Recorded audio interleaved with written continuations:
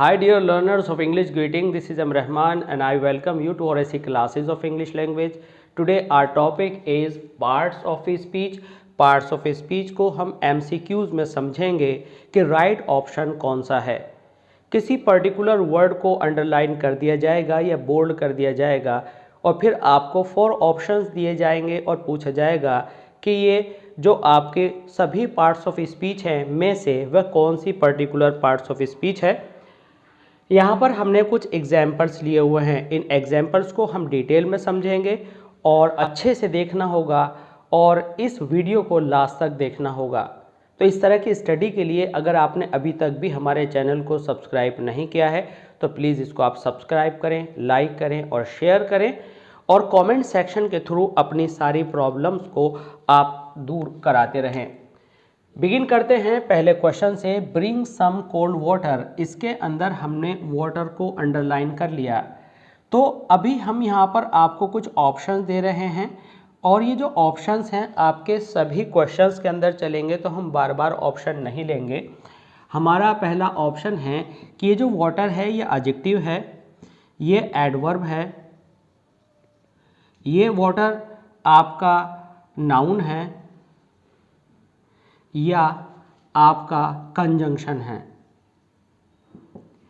अब इसको जानने के लिए ये ज़रूरी है कि हम नाउन को अलग से स्टडी करें, एडवर्ब को अलग से स्टडी करें और एडजेक्टिव को अलग से स्टडी करें, प्रीपोजिशन को अलग से स्टडी करें, कंजंक्शन को अलग। तो इस तरह से हमें डिटेल स्टडी करनी होगी और इसके लिए आप जुड़े रहिए हमारे चैनल और इसी क्लासेस ऑफ इंग्लिश लैंग्वेज से। प्रोनाउन के सभी वीडियोस, उसके सभी पार्ट के वीडियोस हमने अपने चैनल पर अपलोड किए हुए हैं और हम डिस्क्रिप्शन बॉक्स में आपको पार्ट्स प्रोनाउन को लेकर के लिंक्स दे देंगे, वहाँ से आप उसको अच्छे से समझ सकते हैं। एंड बाय फ्यूचर में हम आपको एडजेक्टिव, एडवर्ब और प्रीपोजिशन और दूसरे पार्ट्स ऑफ स्पीच के सभी पार्ट्स को डिटेल में टीच करते जाएंगे। उनके लिए आप हमारे साथ बने रहेंगे। यहाँ पर हमने वाटर को अंडरलाइन किया है तो हमें बताना है कि वाटर यहाँ पर which one of these 4 options हैं, कौन सा ऑप्शन सही है। ब्रिंग सम कोल्ड वाटर, तो हमने बताया वाटर नाउन उस समय होगा जब आपको वह किसी ऑब्जेक्ट की जगह पर रखा हो। सबसे पहले आपको देखना है कि वर्ब कहाँ पर है। वर्ब हमें मिल गई ब्रिंग, तो यह हुई हमारी वर्ब। अब वर्ब के बाद क्या आता है? वर्ब के बाद हमारा ऑब्जेक्ट आता है और जो ऑब्जेक्ट की जो पहचान है, ऑब्जेक्ट की पहचान क्या है? ऑब्जेक्ट की पहचान होती है किसको? ऑब्जेक्ट की पहचान होती है किसको? जब हम ऑब्जेक्ट ढूंढते हैं तो ऑब्जेक्ट में आपको, हम यहाँ पर एक चार्ट बना रहे हैं, इसकी हेल्प से आप इसे समझते जाएंगे। अगर किसे या किसको का जो आंसर होता है वह क्या होता है आपका? वह होता है ऑब्जेक्ट। ठीक है, ऑब्जेक्ट नाउन होता है या ऑब्जेक्ट प्रोनाउन होता है। प्रोनाउन के बारे में हमने बताया था कि प्रोनाउन का एक पर्टिकुलर चार्ट है। अगर उसके अंदर मी, हिम, हर, देम, अस आए हुए हैं तो वह प्रोनाउन है और उनसे अलग जो भी वर्ड बचे वो नाउन है। तो किसको का आंसर इस सेंटेंस में हमें कहाँ पर, इस सेंटेंस में कहाँ पर मिला? किसको? ब्रिंग सम कोल्ड वाटर, किसको लाएं? कुछ वाटर को। तो किसको का आंसर वाटर मिला, तो किसको हो गया? ऑब्जेक्ट। अब ऑब्जेक्ट नाउन या प्रोनाउन दोनों में से कोई एक होता है और ये प्रोनाउन के चार्ट में वाटर आता नहीं है, इसलिए ये नाउन हुआ। हालांकि इसको नाउन समझने में आप एक काम कर सकते हैं कि कोई भी जो मटेरियल है जो अर्थ से बिल्कुल नेचुरल फॉर्म में मिलता है वो आपका नाउन होता है, तो यहाँ से भी आप उसको समझ सकते हैं। अब यही वाटर जो कि अगर आप फर्स्ट ग्लेंस में देखें, पहली बार निगाह से देखें तो वाटर हमेशा नाउन नज़र आता है, लेकिन यहाँ पर आपका ये कन्फ्यूज़न जो है हम यहाँ पर आपका दूर करने जा रहे हैं। और यहाँ पर आप देखेंगे कि यहाँ पर जो वाटर है ये वाटर क्या है?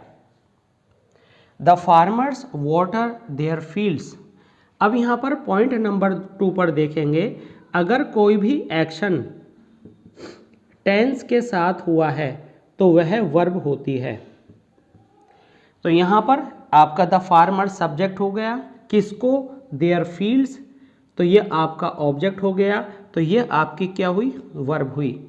तो इस तरह से इसके लिए जो यहाँ पर ऑप्शन आएगा, अगर हम यहाँ पर एडजेक्टिव, एडवर्ब, वर्ब लिखते हैं तो इसका जो आंसर होगा वह वर्ब होगा। तो हम इतने सारे ऑप्शंस बार बार नहीं लिखेंगे, हम आपको सीधे सीधे आंसर समझा देते हैं कि ये क्या हुआ। तो यहाँ पर वाटर हुआ पानी देना, यहाँ पर क्या हुआ, वाटर, वाटर हुआ पानी देना, और पानी देना, वाटर, वाटर्ड, वाटर्ड। अगर हम कहते हैं मैंने कल पौधों को पानी लगाया, तो यहाँ पर मीनिंग बनेगा सेंटेंस का आई वाटर्ड द प्लांट्स यस्टरडे, तो यहाँ वाटर वर्ब हुआ। ठीक है, वाटर वर्ब इसलिए हुआ क्योंकि ये टेंस के साथ एक्शन को डिफाइन कर रहा है। थर्ड सेंटेंस में हम देखते हैं कि हमें वाटर फिर मिल गया। अब हमारे पास ऑप्शंस फिर आ सकते हैं कि भाई ये एडजेक्टिव है, एडवर्ब है, ये वर्ब है या नाउन है। तो अब हमें क्या करना है, देयर आर, अब आर के बाद या तो वर्ब की फर्स्ट फॉर्म में आईएनजी आती है कॉन्टिन्यूअस में, या पैसिव वॉइस में हमेशा थर्ड फॉर्म आती है, या पास्ट पार्टिसिपल में थर्ड फॉर्म आती है।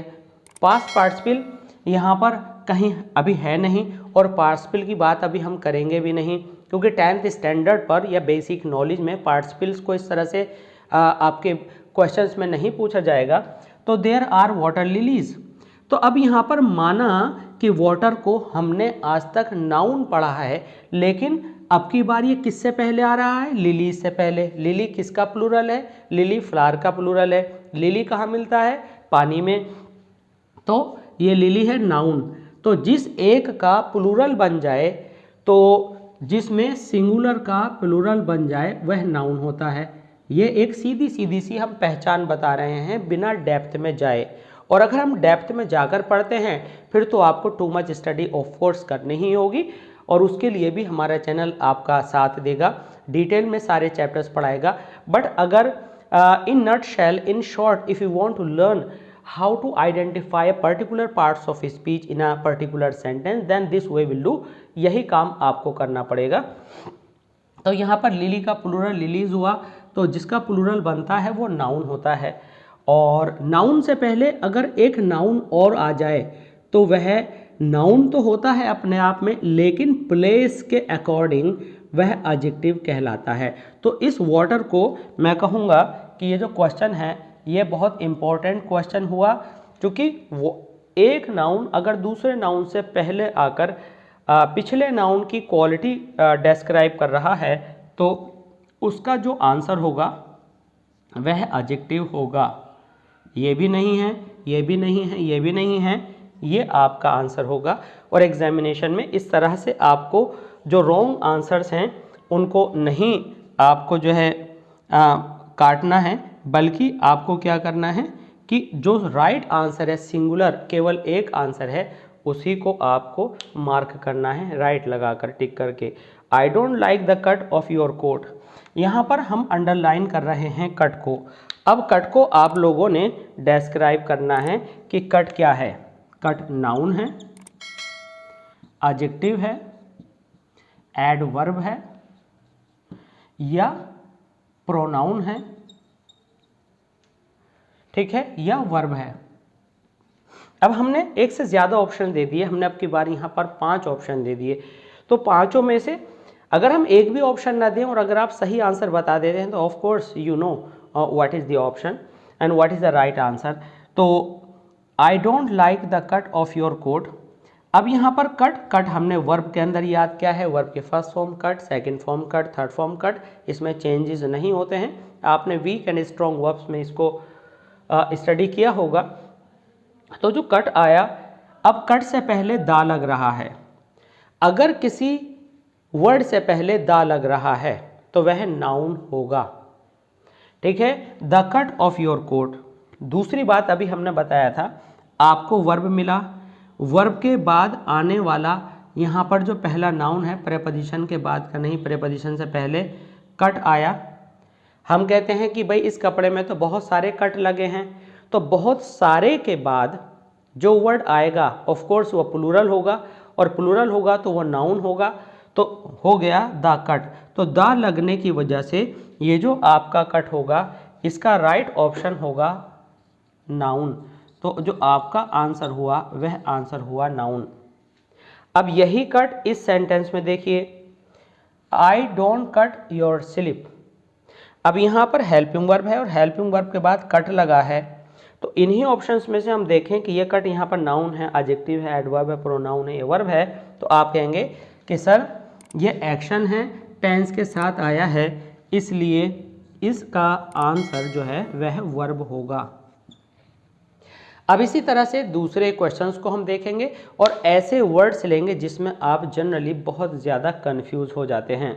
यहाँ पर हमारे पास 6 से लेकर 10 सेंटेंसेस तक एक सेट है सेंटेंसेस का, उसमें हमने पर्टिकुलर वर्ड को अंडरलाइन किया हुआ है। इसमें आइडेंटिफाई करना है कि अंडरलाइन वर्ड जो है आपका कौन सा पार्ट्स ऑफ स्पीच है, ये एडजेक्टिव है, एडवर्ब है, वर्ब है या नाउन है। तो इनमें से आपने आइडेंटिफाई करना है।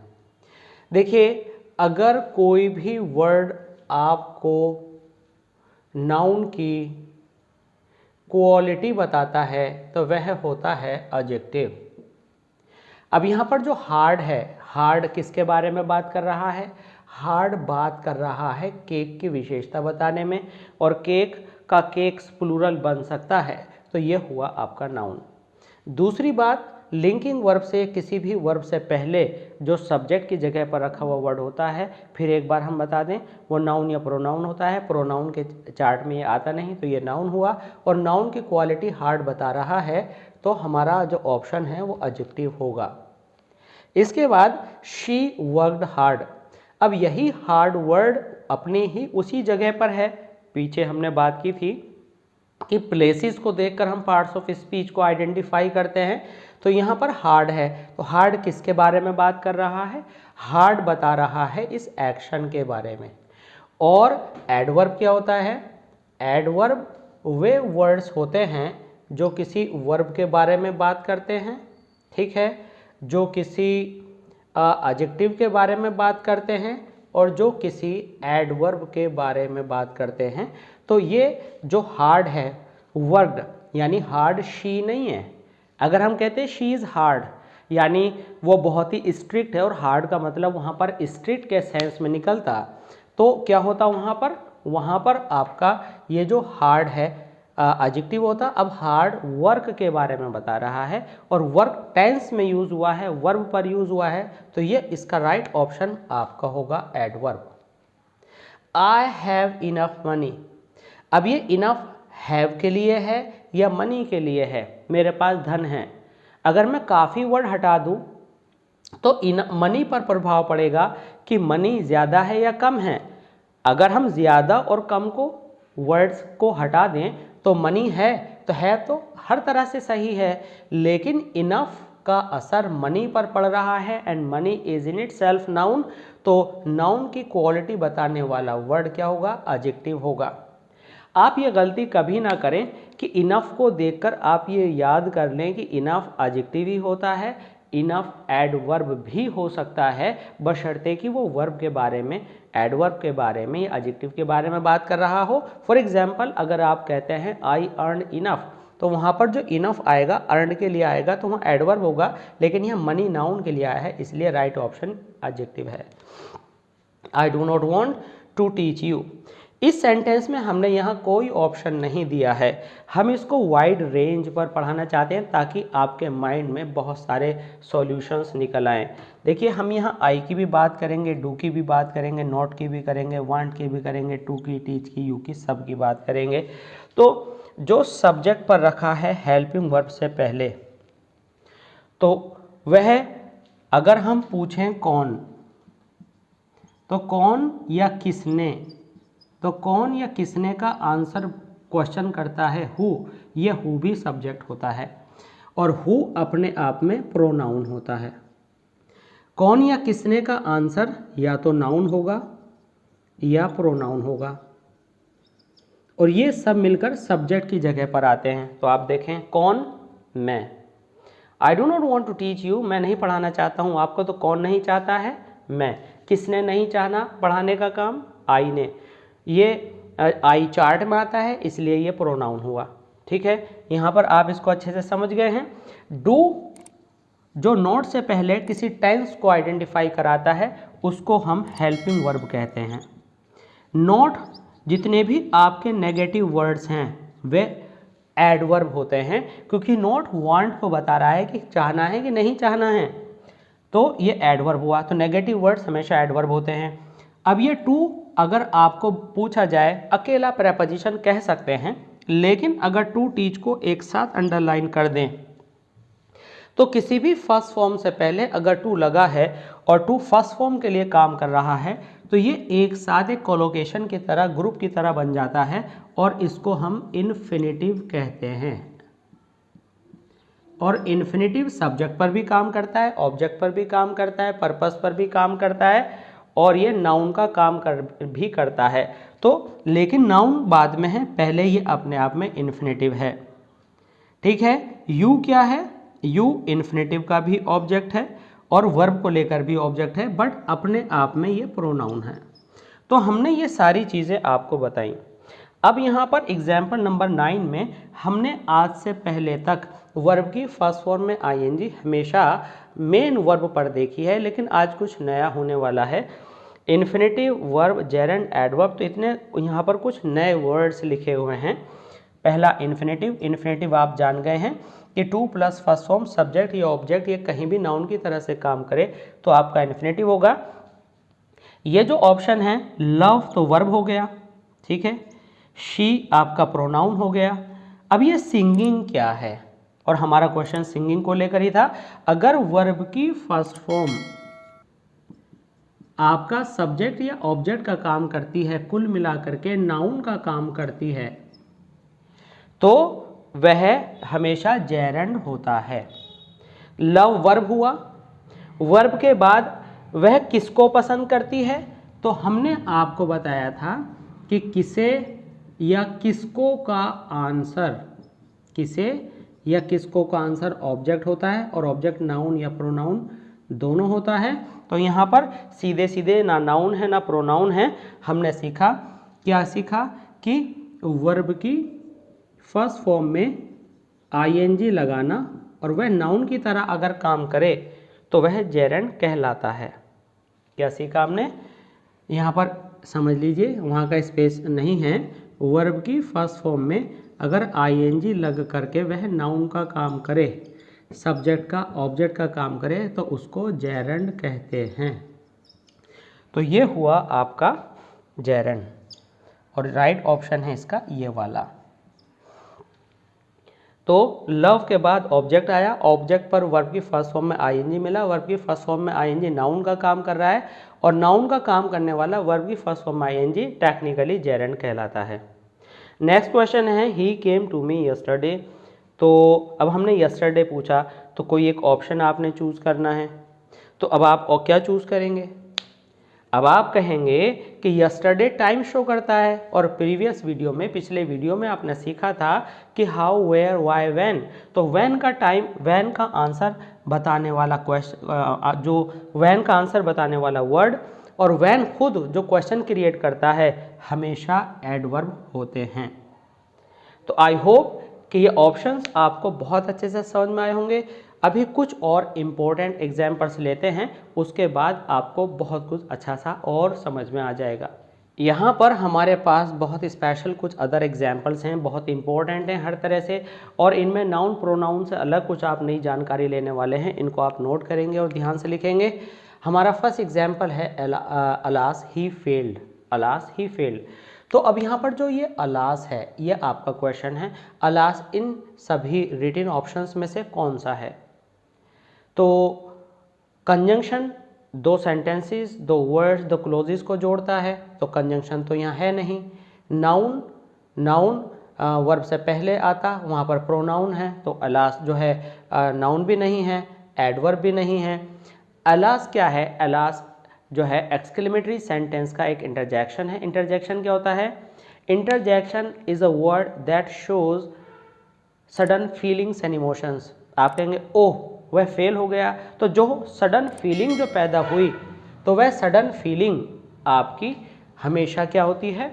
इंटरजेक्शन होती है। इट मीन्स अलास, हुर्रे, पू, शिट, वाव, ये सारे वर्ड्स हमेशा एक्सक्लेमेटरी मार्क के साथ जो आपके आएंगे वह क्या होंगे? वह होंगे इंटरजेक्शन। इसके बाद है आई एम अ टीचर। तो एम को जैसे ही हम देखते हैं तुरंत हमें हेल्पिंग वर्ब नज़र आती है। ये हेल्पिंग वर्ब जब होगी जब इसके बाद कोई मेन वर्ब लगी हुई हो, जैसे कि आई एम टॉट अगर पैसिव वॉइस है, या आई एम टीचिंग। और अगर यहाँ वर्ब ही नहीं है, नाउन दे रखा है, तो फिर ये लिंकिंग वर्ब कहलाती है। It means is, are, am, was, were, ऐसे 5 वर्ड्स हैं।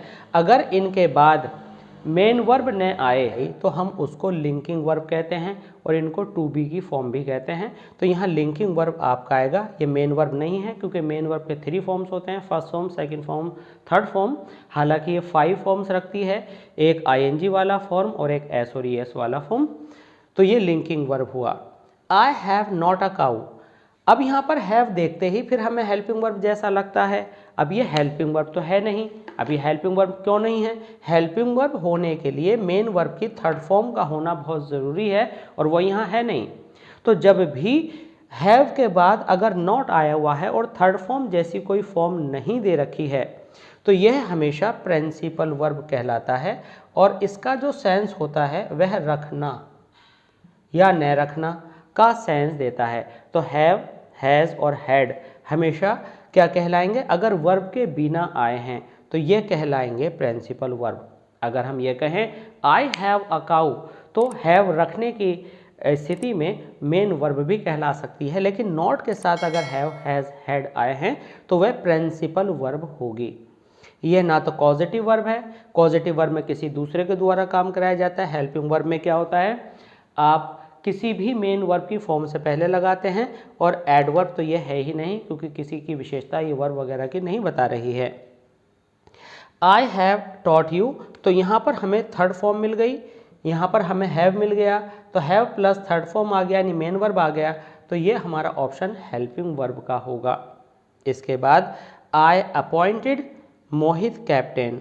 अब हमने जैसे ही कैप्टन को अंडरलाइन किया तो हमने तुरंत देखा और एकदम हम दौड़ करके नाउन का ऑप्शन चुनेंगे जो बिल्कुल गलत होगा। कैप्टन अपने आप में नाउन है लेकिन प्लेस जहां पर लगा हुआ है तो ये सेंटेंस के सेंस को कंप्लीट कर रहा है और a word that completes the sense of a sentence is known as complement. अगर हम कहें आई अपॉइंटेड मोहित तो एकदम सवाल क्रिएट होगा क्या, तो क्या का जो आंसर निकल कर आया कैप्टन तो उसे कॉम्प्लीमेंट आप कहेंगे। I appointed him monitor of the class, monitor से पहले कोई प्रेपोजिशन और कॉम्प्लीमेंट से पहले कोई भी आप एडिशनल वर्ड नहीं लगाते हैं या आप कहें डिटर्मिनर नहीं लगाते हैं, आपको सीधे वो नाउन या जो भी वर्ड कॉम्प्लीमेंट पर आया है लिखना होता है। तो आई होप कि पार्ट्स ऑफ स्पीच का ये पार्ट 2 आपको बहुत अच्छे से समझ में आया होगा। अगर आपको ये अच्छा लगा है और आपको लगता है कि आप और सीरीज़ में देखना चाहते हैं तो लाइक ज़रूर कीजिएगा और कमेंट सेक्शन में ज़रूर लिखिएगा कि इस पर आपको और लेक्चर्स नीड आप करते हैं। इस सीरीज़ में और दूसरी सीरीज़ को देखने के लिए आप हमारे चैनल और ऐसी क्लासेस ऑफ इंग्लिश लैंग्वेज को सब्सक्राइब करना नहीं भूलिए। बेल आइकन को हिट कीजिए, लाइक कीजिए, शेयर कीजिए और कमेंट सेक्शन के थ्रू अपनी चॉइस और अपनी प्रॉब्लम्स को हमें बताते रहिए ताकि हम उन्हें दूर कर सकें। मिलते हैं जल्दी इसी तरह से दूसरी वीडियो में। Thanks for being with us. Thanks a lot.